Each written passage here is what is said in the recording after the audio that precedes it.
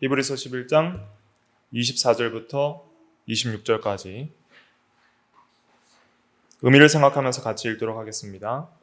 시작. 믿음으로 모세는 장성하여 바로의 공주의 아들이라 칭함받기를 거절하고 도리어 하나님의 백성과 함께 고난받기를 잠시 죄악의 낙을 누리는 것보다 더 좋아하고 그리스도를 위하여 받는 수모를 애굽의 모든 보화보다 더 큰 재물로 여겼으니 이는 상 주심을 바라봄이라. 아멘. 이 시간은 죄보다 고난을 선택하라 라는 제목으로 하나님 말씀을 증거하겠습니다. 오늘 제목이 또 중심 내용이고 결론이기도 합니다. 그래서 우리가 이 세상에서 여러 선택의 기로에 서게 되는데 죄보다는 항상 의의 고난, 의를 위한 고난, 의를 행하기 위해서 받는 고난을 선택하라. 이것이 제목입니다. 그래서 죄보다 훨씬 나은 그런 선택지가 바로 의를 위해 고난을 선택하는 것입니다. 그래서 부제로는 이제 힘들지만 좋아 이렇게 쉽게 했습니다. 마크 존스의 죄란 무엇인가라는 책에는 아프지만 좋아 그랬는데 저는 좀 바꿔서 힘들지만 좋아. 이것은 무엇이냐면 우리가 성도가 하나님의 영광을 위해서 또 의를 행하기 위해서 고난을 선택할 때 물론 힘든 부분이 있지만은 그러나 훨씬 좋다는 것이죠. 그러니까 의를 위해 당하는 고난은 힘들어도 뭐예요? 좋다는 거예요. 좋다. 이런 믿음으로 우리가 항상 나아가야 되겠습니다. 그러한 믿음이 있었던 사람이 누구냐면 바로 모세였던 것이죠. 모세는 장성에서 40세가 됐을 때 이제 바로의 공주의 아들이라 칭함받기를 거절하고 하나님의 백성과 함께 고난받기를 잠시 죄악의 낙을 누리는 것보다 더 좋아했다 그랬습니다. 모세는 누구이냐면 이제 그 아브라함과 이삭과 야곱의 그 자녀들 중에서 그 레위 지파에 속한 자녀이죠.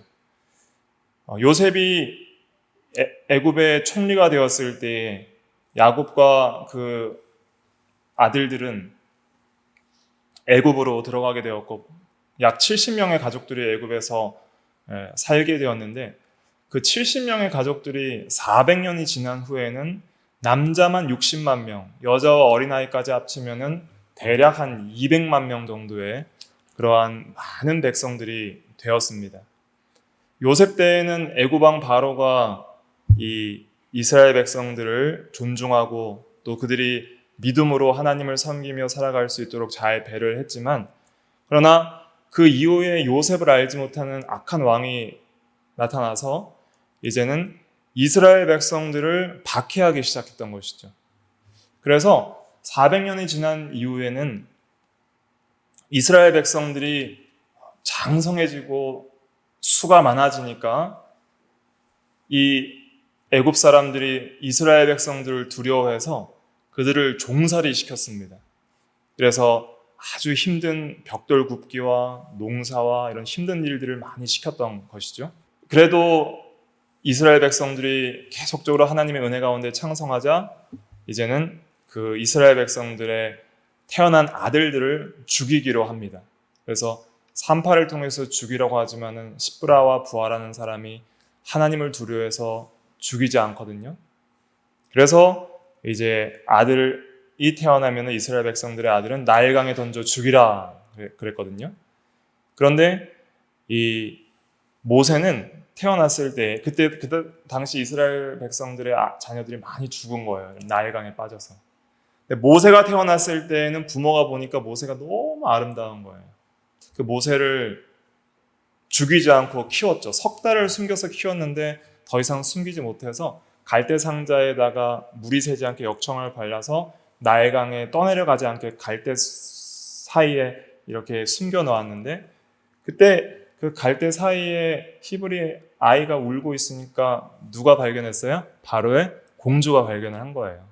공주가 발견을 하고 너무 불쌍해서 이 아이를 키워야 되겠다 생각을 했는데 그때 모세의 누이가 옆에서 지켜보고 있다가 공주가 발견한 것을 보고 제가 유모를 데리고 올까요? 이렇게 할 때 데리고 오라 하니까 누굴 데리고 왔어요? 엄마를 데리고 온 거예요. 요게벳을 엄마를 데리고 와서 이제 그 요게벳 엄마가 어릴 때부터 모세를 젖먹이면서 이제 평안하게 키울 수 있도록 하나님께서 섭리 가운데 은혜를 베풀어 주셨습니다. 그때 엄마가 신앙을 교육한 거예요. 너는 이스라엘 백성이고 아브라함과 이삭과 야곱의 자손이며 하나님의 약속하신 가나안 땅을 상속받을 자이다. 우리는 하나님을 섬기고 하나님의 백성이고 하나님의 말씀대로 살아야 된다 하는 것을 잘 가르쳤던 것이죠. 그런데 그러한 신앙 교육을 받았지만은 그는 또 바로의 공주였기 때문에 40세가 될 때까지 애굽의 교육도 받았고, 또 애굽은 하나님을 섬기지 않고 각종 우상들을 섬기거든요. 그런 우상을 섬기는 문화 속에서 그러한 죄악된 문화와 또 그러한 세속적인 영향들을 받고, 또 모세는 바로의 공주이기 때문에 박해를 받지 않았지만은 그 바로의 공주의 아들이었기 때문에, 그러나 그 당시에 이 애굽은 하나님의 백성들을 박해하는 그러한 시대에 있었던 것이죠. 그래서 모세는 장성에서 바로의 공주의 아들로서 살아간다면 애굽의 모든 부귀와 명예와 또 향락을 누릴 수 있는 그런 특권이 있었습니다. 그런데 모세는 장성에서 그 바로의 공주의 아들의 특권을 다 버리기로 결정을 한 거예요. 여기 보면은 바로의 공주의 아들이라 칭함받기를 거절했다 그랬잖아요. 거절한 거예요. 바로의 공주의 아들이라는 것은 그 당시 세상 문화적으로 볼 때는 가장 크고 귀하고 세속적 가치에 있어서는 최고의 특권이죠.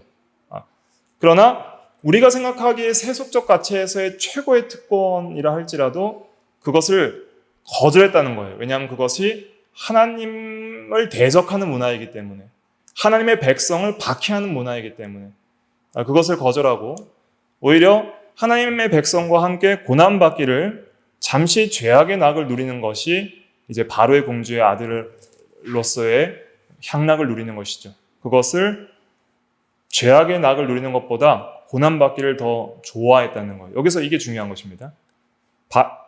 모세는 거절하고 좋아했다는 거예요.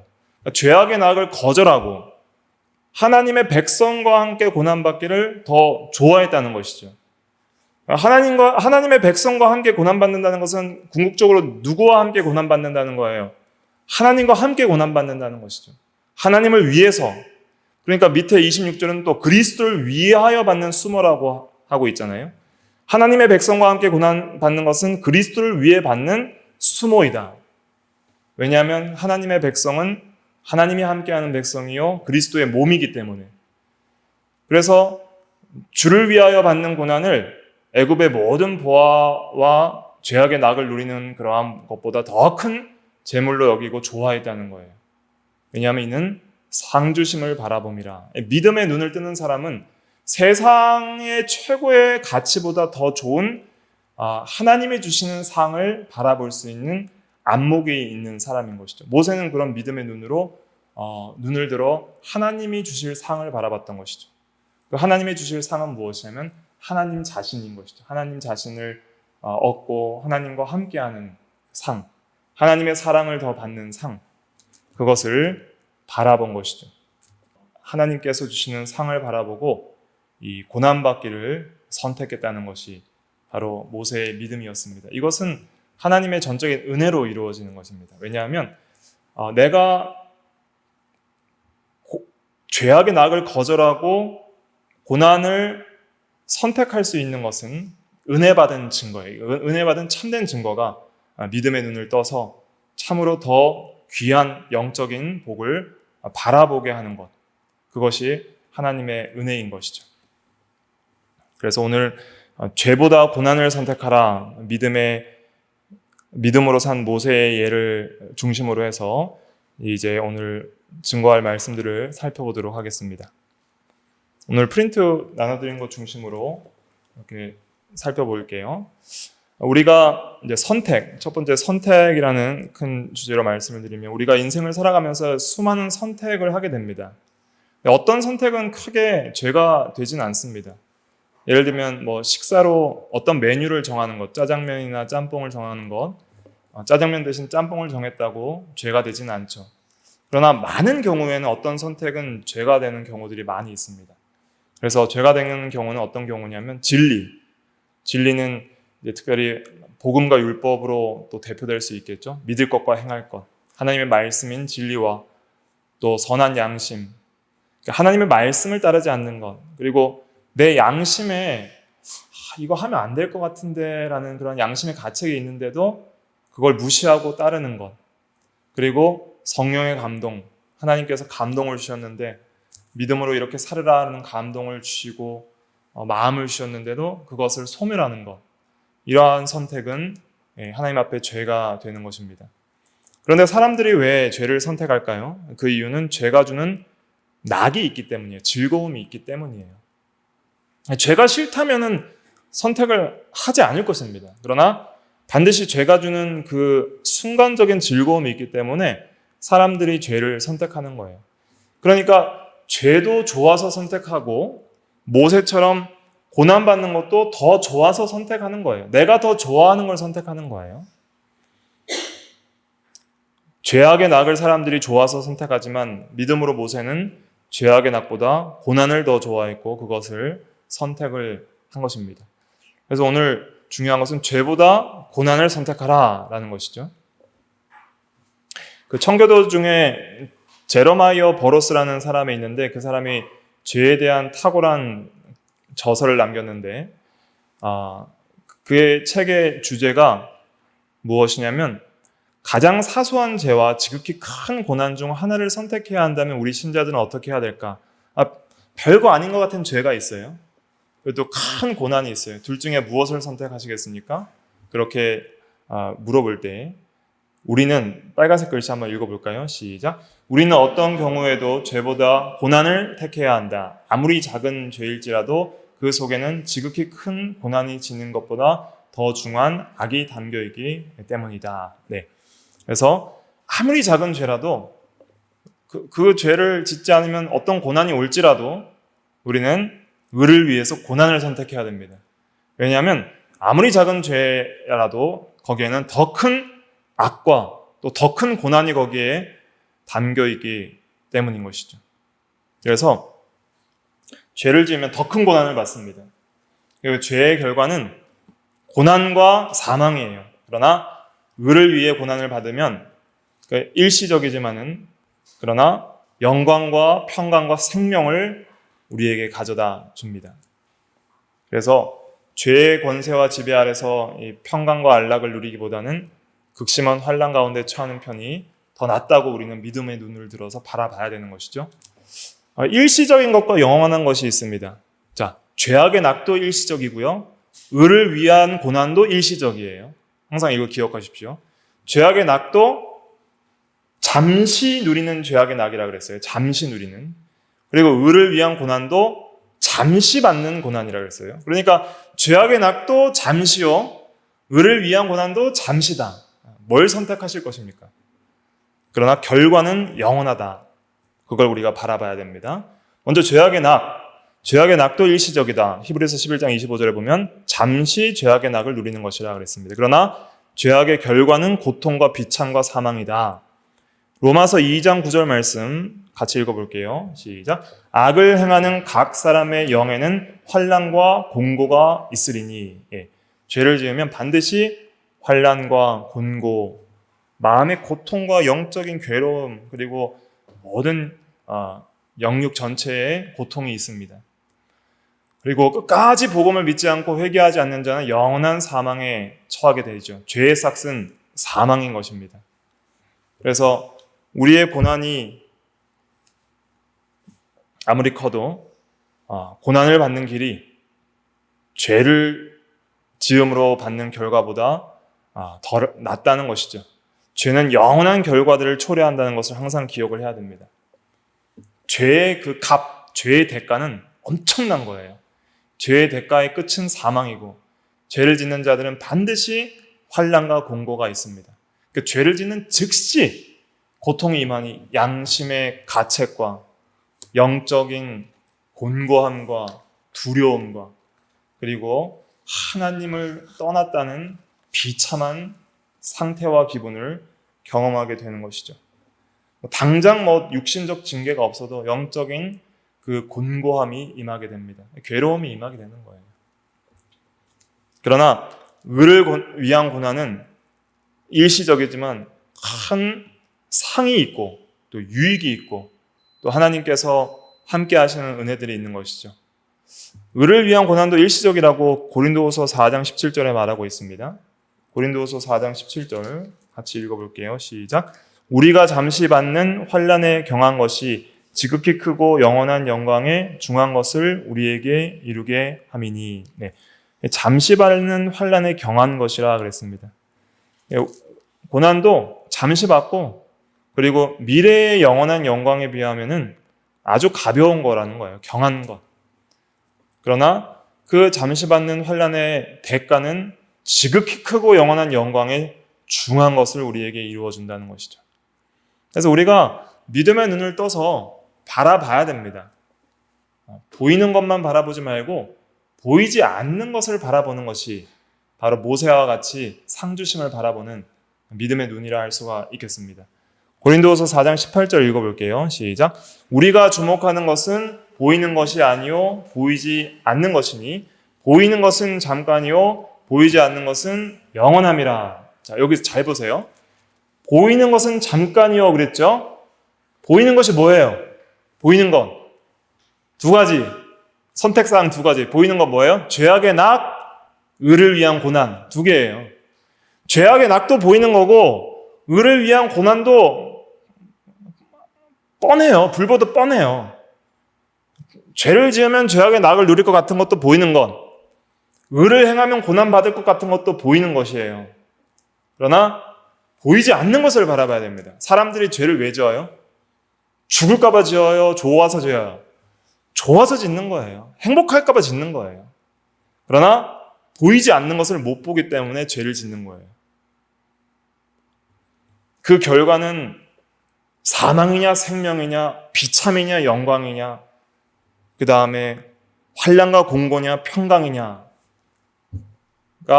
그 선택을 통해서 결정이 되는 거예요. 그래서 우리는 보이지 않는 것을 바라봐야 됩니다. 의를 위해 당하는 고난이 영원한 생명과 평강과 존귀를 우리에게 허락하고 있구나. 로마서 8장 18절에 보면 생각한 건데 현재의 고난은 장차 우리에게 나타날 영광과 비교할 수 없도다 그랬잖아요. 그러니까 보이는 것은 현재 고난이에요. 보이는 게 현재 고난이에요. 보이지 않는 것은 뭐예요? 장차 우리에게 나타날 영광이에요. 이 보이지 않는 것을 보는 것처럼 바라보는 것이 중요합니다. 보는 것처럼. 오늘 읽은 히브리서 11장, 오늘 읽지 않았지만은 27절에도 보면, 이어서 27절에도 보면 믿음으로 애굽을 떠나 왕의 노함을 무서워하지 아니하고 곧 보이지 아니하는 자를 보는 것 같이 하여 참았으며 그랬거든요. 모세는 보이지 않는 하나님을 보는 것 같이 하여 참았다 그랬어요. 고난을. 그래서 하나님의 계심을 보고 하나님이 상 주실 것을 바라보는 것, 그것이 믿음의 눈이에요. 이것은 영적으로 죽은 불신자가 가질 수 없는 그러한 은혜의 눈인 것이죠. 그래서 우리는 무엇을 보고 살 것인가, 무엇을 더 기뻐할까에 따라서 우리의 선택이 결정된다는 것을 우리는 반드시 깨달아야 됩니다. 그래서 믿음의 눈을 떠서 앞에 있는 결과를 보는 것이 참 중요합니다. 그래서 의의 결과는 뭐예요? 생명과 영광과 평안이고 그것은 영원합니다. 로마서 2장 7절과 10절을 같이 읽어볼게요. 시작. 참고 선을 행하여 영광과 존귀와 썩지 아니함을 구하는 자에게는 영생으로 하시고 선을 행하는 각 사람에게는 영광과 존귀와 평강이 있으리니. 네. 그래서 고난을 참고 선을 행하는 자에게는 영생이 있고요. 또 영광이 있고 존귀가 있고 평강이 있는 거예요.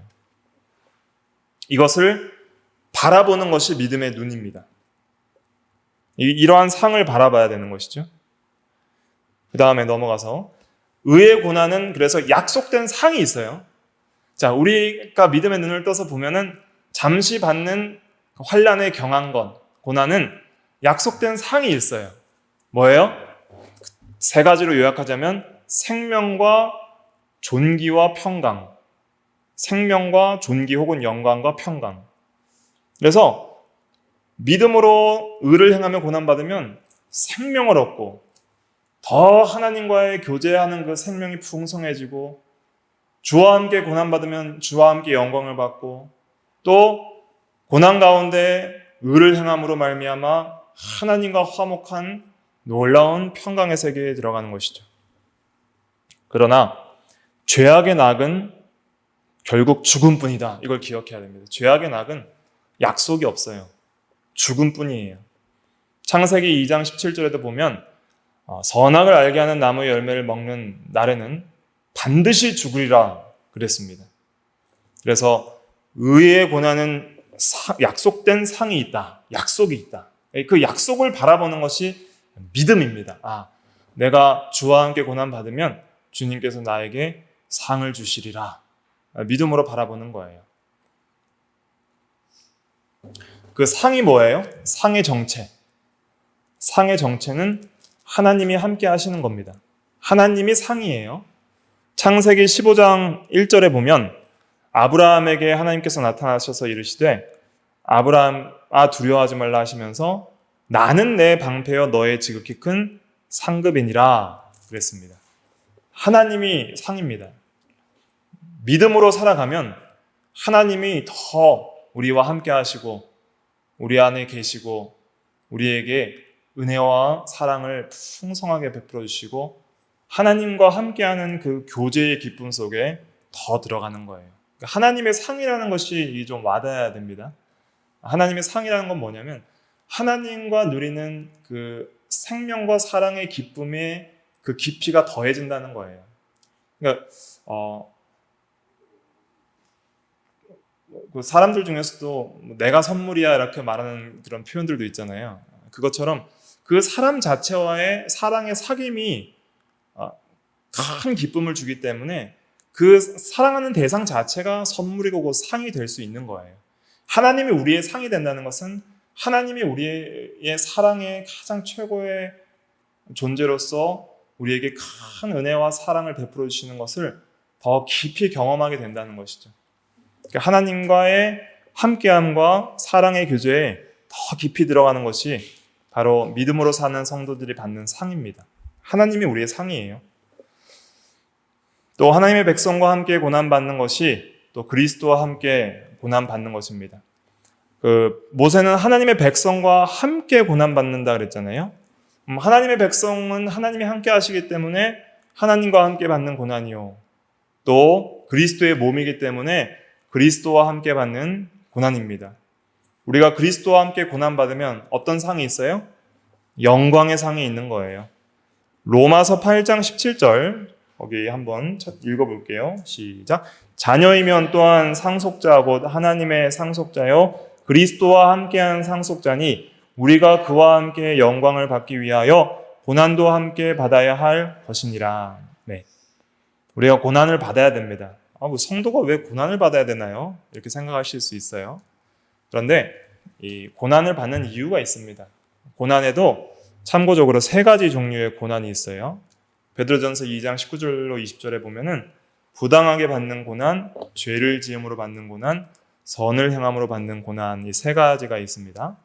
베드로전서 2장 19절과 20절 같이 읽어볼게요. 시작. 부당하게 고난을 받아도 하나님을 생각함으로 슬픔을 참으면 이는 아름다우나 죄가 있어 매를 맞고 참으면 무슨 칭찬이 있으리요. 그러나 선을 행함으로 고난을 받고 참으면 이는 하나님 앞에 아름다우니라. 자, 고난의 세 가지 종류 항상 이거 외우셔야 됩니다. 베드로전서 2장 19, 20절.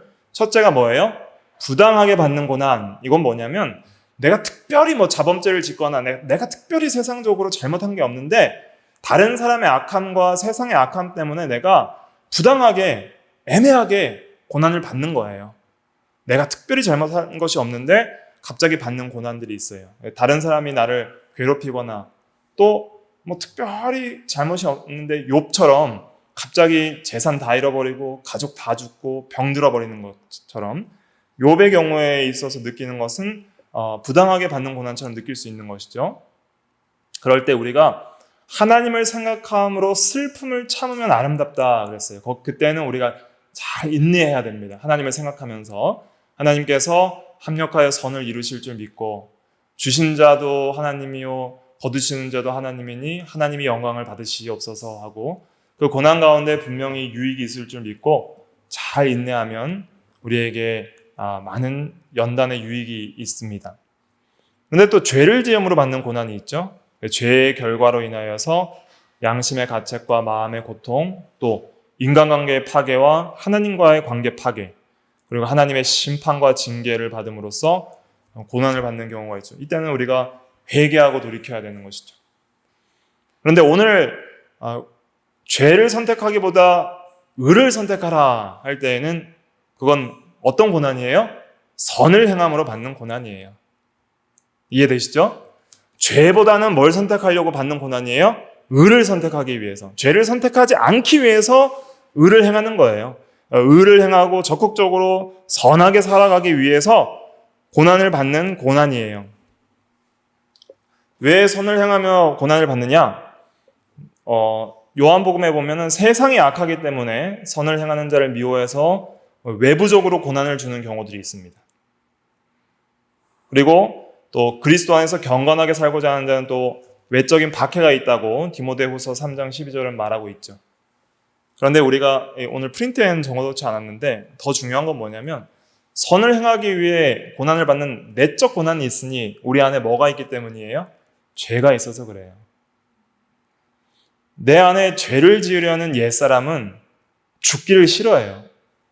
옛사람은 죄를 짓기를 원해요. 그런데 죄를 안 지으려고 하니까 옛사람이 너무 힘든 거예요. 힘든 거예요. 죄를 사랑하는 내가 힘든 거예요. 그러니까 죄를 절제하려면 힘들어요. 우리가 새벽에 일찍 일어나서 기도하는 게 힘들어요? 잠자는 게 힘들어요? 새 사람은 잠자는 게 힘든 거죠. 그런데 옛 사람은 잠자는 게 좋으니까 기도하는 게 힘든 거예요. 또 이 절제 면에 있어서 그래요. 우리가 먹을 거나 돈을 쓰는 거나 뭐 여러 가지 면에 있어서 우리가 할 수 있는 것이 있지만은 그러나 무절제하는 것도 죄거든요. 그런데 무절제하게 먹고 무절제하게 자고 무절제하게 돈을 쓰고 하는 것을 절제를 하려다 보면은 우리가 우리의 경건을 위해서 절제하고 제한하는 그러한 면들이 있어야 되는데 절제하려고 하다 보면은 힘들어요, 안 힘들어요? 힘든 거예요. 절제하고 인내하고 또 참 이 모든 면에서 이 덕을 세우려고 하다 보면은 그것을 절제하기가 힘들기 때문에 내적으로 또 고통을 당할 수 있는 것이죠. 여러 면에서 우리가 그냥 단순한 예를 들었는데 우리가 다 성도님들께서 다 개인적으로 죄를 짓지 않으려고 하다 보면은 죄를 짓고자 하는 나의 옛사람이 힘들어하는 것을 경험하게 되는 것입니다. 그렇기 때문에 우리가 고난을 받는 것이죠. 그러나 그 죄를 선택하기보다는 뭘 선택해야 돼요? 고난을 선택해야 된다. 인내하고 고난을 선택하는 것이 그것이 생명길이다 하는 것을 우리가 항상 기억을 해야 됩니다. 그래서 우리가 이걸 알아야 됩니다. 그 다음에 넘어가셔서 3페이지 다 했습니다. 오늘은 별 많이 없어요. 3페이지 보면 고난은 유익을 주지만 죄는 유익이 하나도 없다 하는 것을 항상 기억을 해야 됩니다. 그래서 죄는 항상 비참함을 줘요. 근데 죄를 짓는 사람들은 그렇게 생각 안 하죠. 죄를 지으면 비참할 거라고 생각을 안 해요. 왜냐하면 죄악에 낙이 있으니까요. 근데 이 낙이 유익이라고 속는 거예요, 사람들이. 근데 이 죄악의 낙은 절대 유익이 아니에요. 왜냐하면 죄를 지으면은 만족하기 때문에 더 이상 죄를 지을 것 같지 않다고 생각하죠.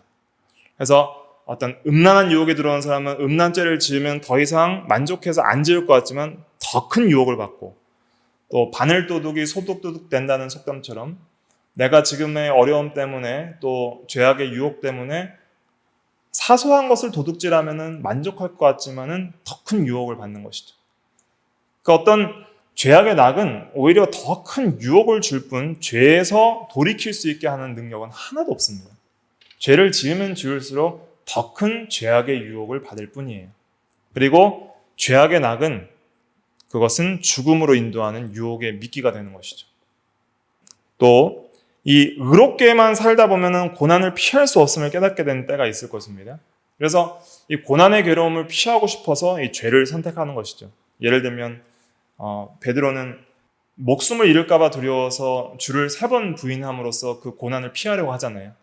그러나 잠시 그 고난을 피하는 것 같았지만은 그 죄를 선택함으로 인해서 평생 그 마음의 괴로움을 가지고 회개하고 닭이 울 때마다 회개하는 그러한 참회의 길을 걸어갔다고 전설을 통해서 우리는 알게 되는데, 그 고난을 잠시 피할 것 같지만은 죄를 선택할 때에는 예기치 못한 더 큰 어려움에 항상 우리가 직면한다는 것을 깨달아야 됩니다.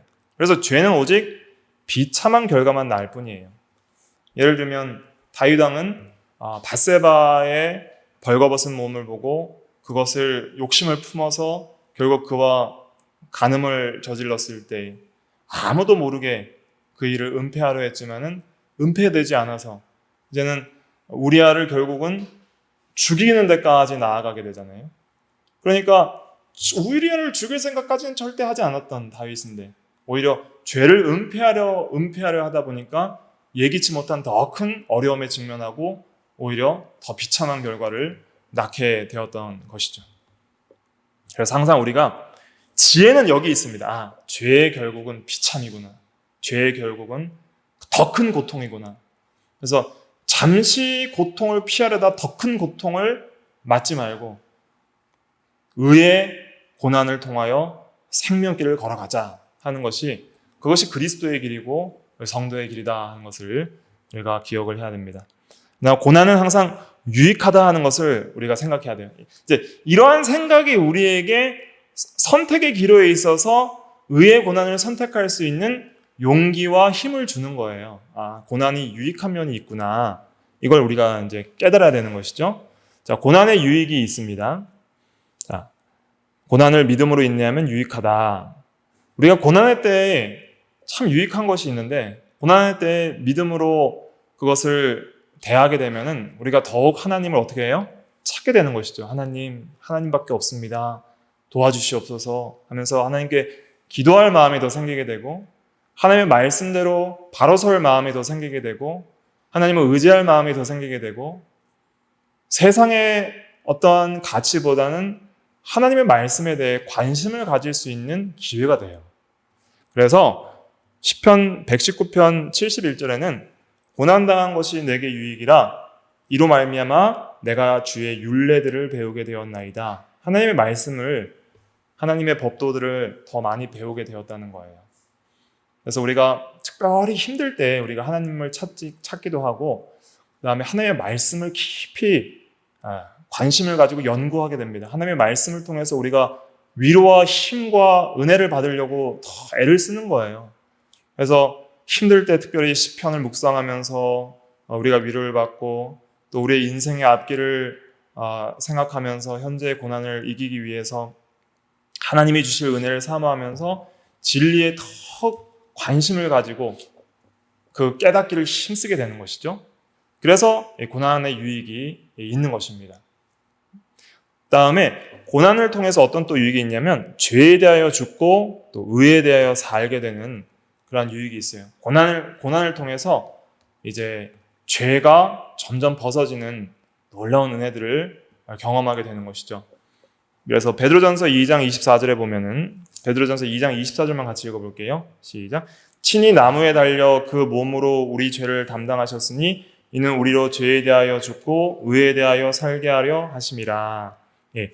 그래서 예수님께서 고난을 받으셨지만은 참으시고 위협하지 아니하시고 끝까지 인내하신 것은 무엇이냐면 우리로 또한 그 고난에 참여해서 죄에 대하여 죽고 의에 대하여 살게 하려 하심이라 그랬습니다. 또 갑자기 또 생각난 말씀이 있는데 베드로전서 4장 한번 찾아볼까요? 육체의 고난을 받는 자는 죄를 그친다는 말씀이 4장 1절에 있습니다. 신약 380페이지 베드로전서 4장 1절 같이 읽어볼게요. 시작. 그리스도께서 이미 육체의 고난을 받으셨으니 너희도 같은 마음으로 갑옷을 입으라. 이는 육체의 고난을 받는 자는 죄를 그쳤음이니. 그 다음 2절도 읽어볼게요. 그 후로는 다시 사람의 정욕을 따르지 않고 하나님의 뜻을 따라 육체의 남은 때를 살게 하려 함이라. 여기 중요한 것은 육체의 고난을 받는 자는 죄를 그쳤다 그랬습니다.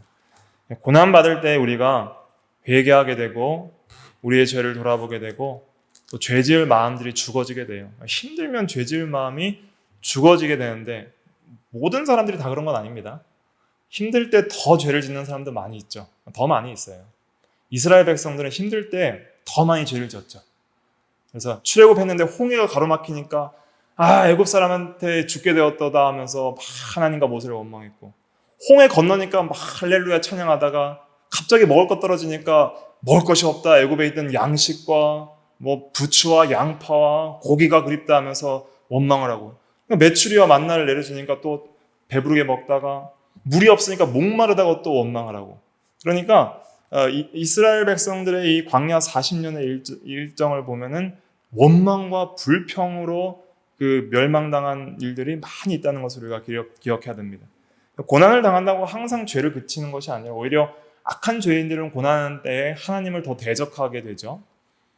그런데 믿음으로 우리가 하나님의 은혜 가운데 예수 그리스도를 바라보면서 주님의 십자가의 구속의 은혜를 생각하면서 믿음의 눈을 떠서 믿음으로 인내하며 고난을 우리가 참아낼 때, 고난을 믿음으로 인내하면서 더욱더 하나님께 가까이 나아갈 때 그때 비로소 죄가 그쳐지는 거예요. 그래서 고난도 믿음으로 인내해야, 이게 중요합니다. 믿음과 인내가 중요한 거예요. 고난을 대할 때는 믿음이 중요하고 믿음의 눈으로 바라봐야 돼요.